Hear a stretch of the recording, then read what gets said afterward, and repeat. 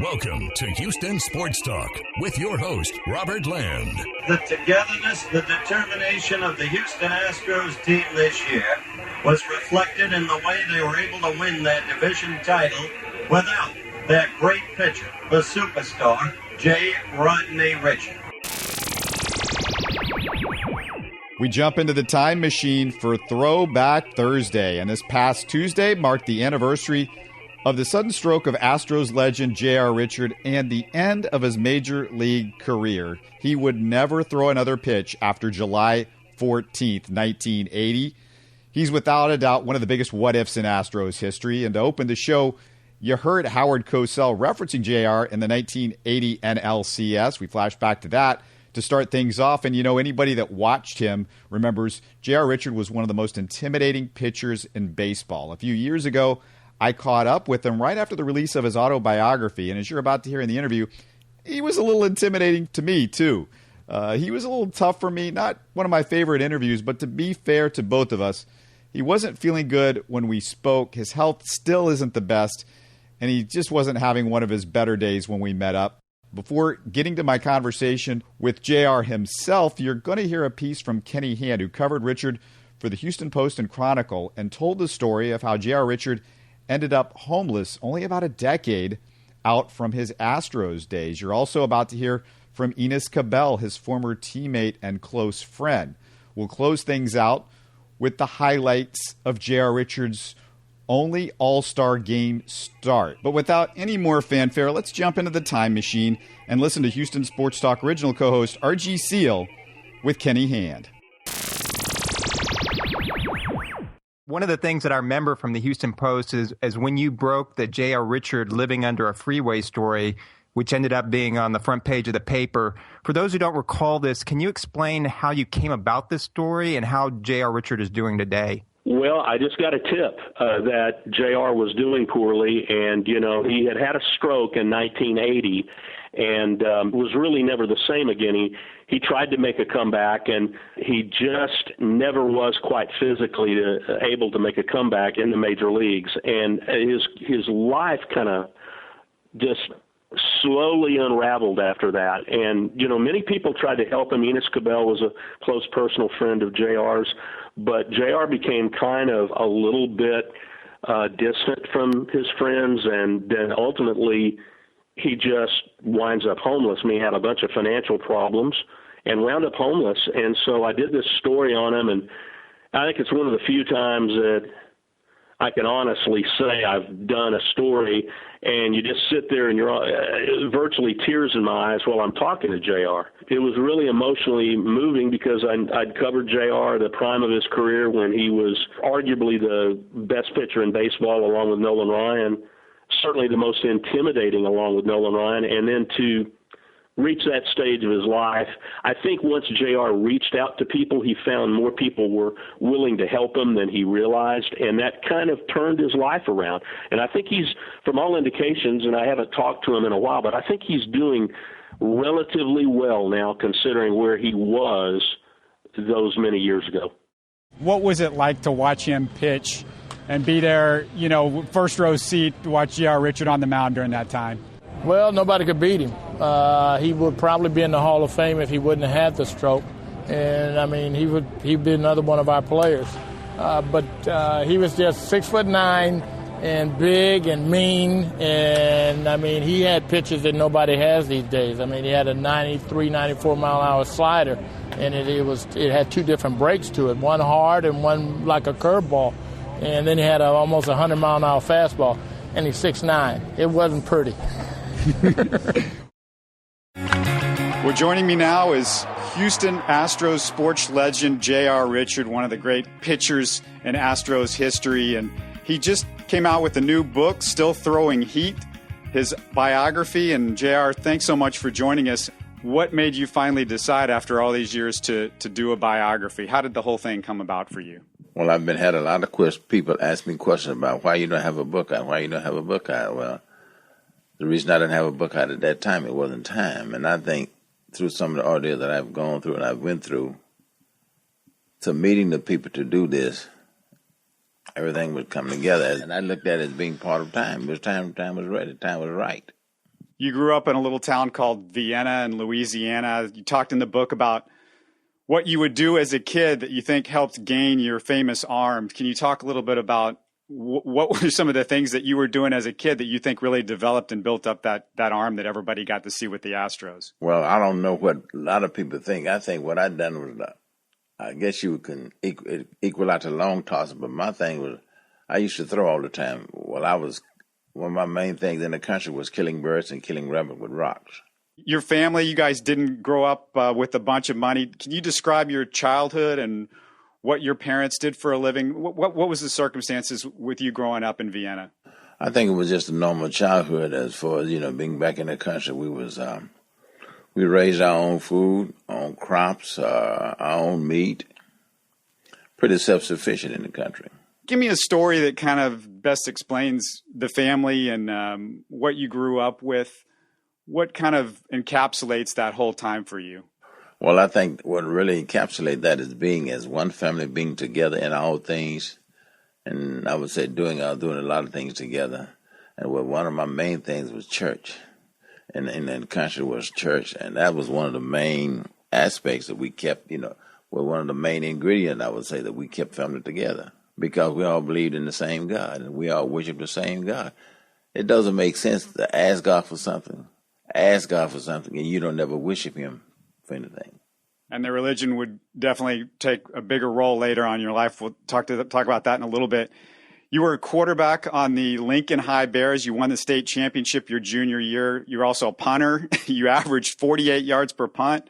Great basketball player. Remind everybody how good you were at basketball. That was something that you were pretty serious about, and there was potential there, wasn't there? Yes, it was. I think I could have gone pretty much anywhere I would have chosen to go at that time.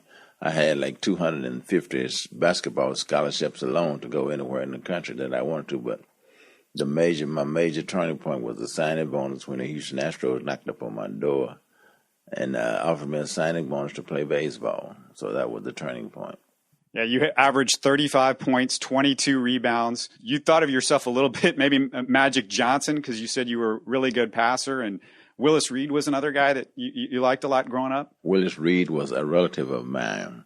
I didn't really compare myself with anyone. I want to be the first. I don't want to be the second, because when you compare yourself with someone, you can only be second best.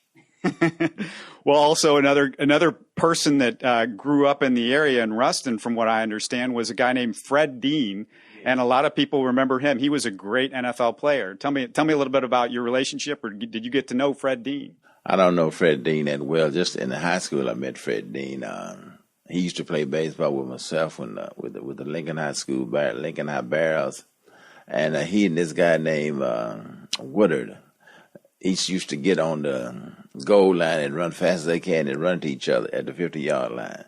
They were a hoot, but I see he turned out okay. I went to Louisiana a couple of times to meet him and never did get a chance to meet him at all. Well, you're a great football player, like we said as well, so just a great all-around athlete. We just finished up with the Baseball Hall of Fame speeches not too long ago, and one of the things that John Smoltz, one of the Hall of Famers, was talking about was the importance for young guys. He feels like they need to play all of these sports and not get caught up in one sport. It's better for your arm. You see a lot of the Tommy John surgeries these days. The guys are having to do that. Is that something that, as you watch baseball these days and what you went through, you think it helped you out as a player to play a lot of different sports? I think it helps your ability as far as your coordination and your agility is concerned.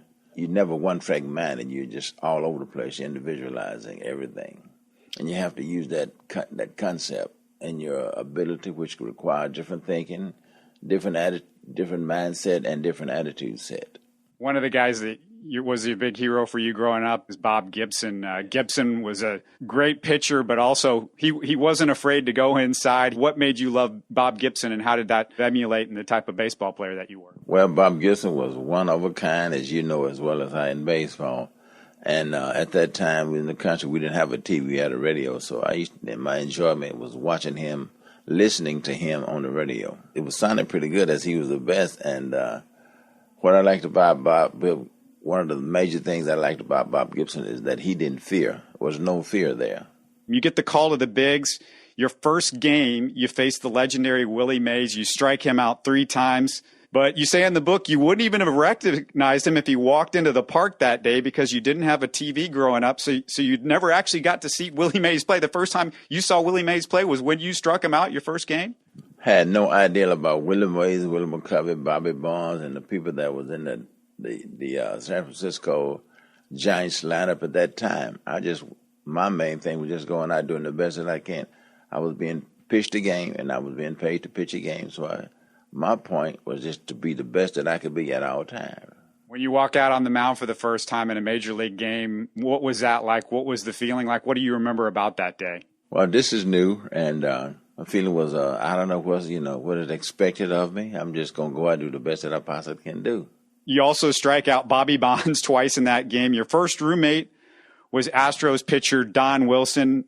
He's a great pitcher, threw 2 no-hitters, and then lost to this mysterious death at age 29. And you talk a lot about that in the book and what your friendship was like with Wilson. What was he like, and what kind of a relationship did you have with Don Wilson? Tell us a little bit about Don Wilson, because a lot of Astros fans don't remember a whole lot. He's from another generation for a lot of people, and they've heard about him, but they don't know much about him. Well, I think Don Wilson was kind of a hard-nosed guy, and he had passion about the game. And one thing that I admired about Don is that when I came up to Houston, he took me under his wing and he showed me a lot of ropes. The first game against the San Francisco Giants, he was my tutor, or my mentor, would you say. We hung out like that, but that is some of the greatest feelings I have of the man, because he was the real man. I remember you posed, and it's on the book actually, you posed for one of the more famous photos in the Sporting News. You held 8 baseballs in your hand at one time, which a lot of people were just amazed by. Tell the story, if you can, about how that came about. What do you remember about that photo and doing that? Well, it wasn't anything special. I think I was coming down to get ready to work out, and a photographer at that time, I can't think of the name offhand, told me to just go ahead and see how many baseballs I could put in one hand, and he took the picture of it, and that was it. Yeah, very iconic photo. You led the league in wild pitches 3 times, walks 3 times, with all the strikeouts that you had, the 300 strikeout years. Now, I know some people thought you were wild at times to scare hitters. Was that ever the case? Were you just trying to scare them sometimes, or did you throw a wild pitch just to make them think? Do you have one of those ever? Believe it or not, I never did throw any wild pitches. I never did throw in at anyone. And I was in baseball. None of this was intentional. It wasn't intentional. Well, you had them scared, that's for sure. What was the manager that you think with the Astros, of the managers that you played for, who got the most out of you, or was there a coach that you really felt like helped develop your game when you came up to the big league club? I said the pitching coach. I won't say the manager. The pitching coach really helped me. And the guy that I'll never forget named Hub Kittle. He was with the Astros organization at that time. I don't think I'll forget him as long as I live, because he was a great guy. He was more of a mentor, maybe more of a father figure when I played baseball, because he found time to do everything with me, even shooting pool, which became one of my passions later on in life. What's your favorite memory over the course of your career? Maybe it's a game or it's a moment for you. What was your favorite memory from playing with the Astros? I said my favorite memory has to be striking out when my major league debut, striking out the 300 in I think it was Atlanta, Georgia. I'm not sure. Over the course of your time with the Astros, you guys built up until that 1980 season. Tell me a little bit about a couple of the guys that really you developed friendships with. You talk a lot about what Jose Cruz meant to you and Enos Cabell. You talk about that in the book. I said the number one guy on the team was Enos Cabell. Of course, I was friends with all of them, but I think Enos Cabell and we hung out more. We done a lot of things, more things together than with the rest of the guys on the ball club. So I would say he was one of my best friends at that time. To this day, you're still very close to Enos Cabell, right? Yes. As we're speaking, it's 35 years ago yesterday was the day that you collapsed in the Astrodome. Do you remember, is there anything that you remember about that? Do you remember starting to feel bad, or you were having some issues and that stuff was going on leading up, that few weeks leading up to it, but do you remember much about anything about that day? Well, what I can remember is that I was working out in the Astrodome that day, and I felt a loud, high-pitched tone ringing. I heard a loud, high-pitched tone ringing in my left ear.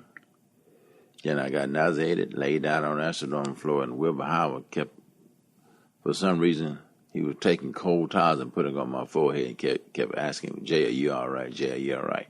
But I kept thinking, what do you think? What do you think? And next thing I know, I woke up in the hospital with a pretty nurse.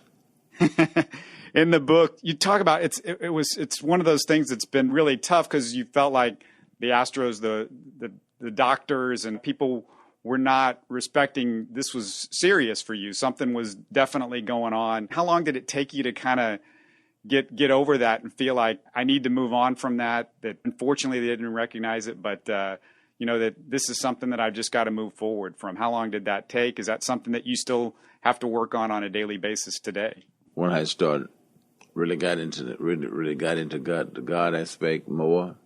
And the Bible says if you don't forgive them, he'll never forgive you. So, that's one thing that I had must do.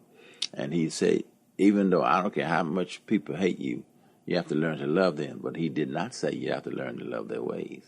And then the Astros as well. Over the years, it seems like it's been good and bad with you and the organization. Sometimes there's been some frustrating things. You haven't felt like that the whole organization has respected what you have done over the years. I know your dream is still to get your number retired, right? Yes, it would be. And I don't think it's far-fetched dream. I think it's something that, that should be done.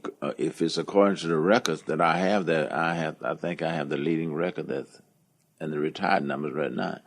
And it doesn't make sense that you can't retire a number and get another number. Do you feel like, in a way, you're kind of a mythic figure, and that's kind of fun? You're the guy that everybody wants to talk about. Oh, my God, did you ever see JR Richard? Well, I think we could all sit back and say, if, shoulda, coulda, woulda, day late, dollar short. But what's in the past, I'm going to try to leave it in the past and stress myself toward the mark, go toward the future, and leave what's behind me is behind me. And I never had any problem really with the Astros. Even though people do what they do to you, you still don't hate them because they done what they done. Hate is a strong word. You keep on living. Life still goes on. One of the things in the book you said during your playing career that you would feed the homeless when you had the chance. And, you had all of these issues that sort of led up to you becoming homeless. What drew you to the homeless when you played baseball? And how do you think that experience of being homeless yourself changed you as a person? I guess when you're fortunate enough, you have a sense of helping somebody, as I did. I would have a sense of helping somebody who was not as so fortunate at that time. I guess that's one of the major reasons. I guess it's kind of common, you would say, you help somebody and then later on you get help yourself. And so that was the situation with myself, that I helped somebody and I needed help. When I needed help, there were some people there to help me. You've been through so much, more than so many people have been through. And some great ups and some great downs. What do you try when you talk to people through your church these days? What's the message that you would like to give to people about your life and about trying to overcome what you've had to overcome? Well, the message that I would like to give is that what it says in the Bible. God says, seek ye first the kingdom of heaven, and all these things, other things will be added up unto you. So I would like to tell people to seek him, seek his face, and then he will reward you greatly.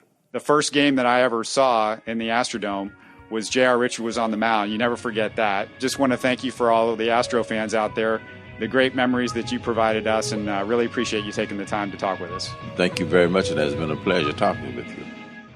Oh, the legend, JR Richard. Oh, it's just so sad. We know he been in the Hall of Fame. It's just, if you're an Astros fan, it breaks your heart. And despite JR not feeling all that great, I still think we got some honest thoughts about some of the key moments in his life in our conversation. Don't forget to look for more of our Throwback Thursdays in the archives. But before we close this one out, let's go back to JR Richard's one and only All-Star game start. It was July 8th, 1980, just 6 days before his stroke, 40 years ago this month.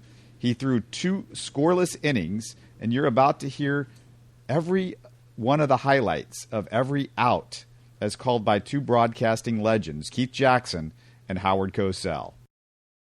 And on the mound from the Houston Astros, James Rodney Richard. Richard with a record of 10-4. He comes in, however, after struggling in his last couple of starts. He has been experiencing stiffness in his right forearm. He uses the word fatigue to describe it, into a high blue sky. On the ground to Davey Lopes. A big hop for him, and Willie Randolph is out. Oh, that's true. The 2-1 pitch to Lynn. He can now pick up Carew with a base hit. Hits it to the right side. Moves Carew over. Lopes throws to Garvey. 2 out. 3-2 coming. Pitch chases him. He's out. He wanted to fake it for a minute, and then he decided he couldn't. A 2-strike pitch to Fisk. Gone.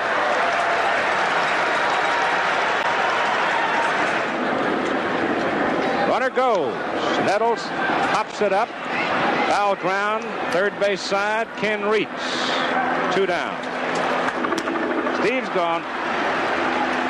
And so the American League is turned away in the top of the second inning, stranding 2 after 1.5 in this 1980 All-Star game. There is no score. You're listening to Houston Sports Talk. Don't forget to follow Houston Sports Talk on Facebook and Twitter. Subscribe to us on iTunes, Spotify, the Google Podcast app, or the Stitcher app. You can support us by giving us a 5-star review on iTunes or by telling your friends about us. Spread the word, everybody. Thanks for listening.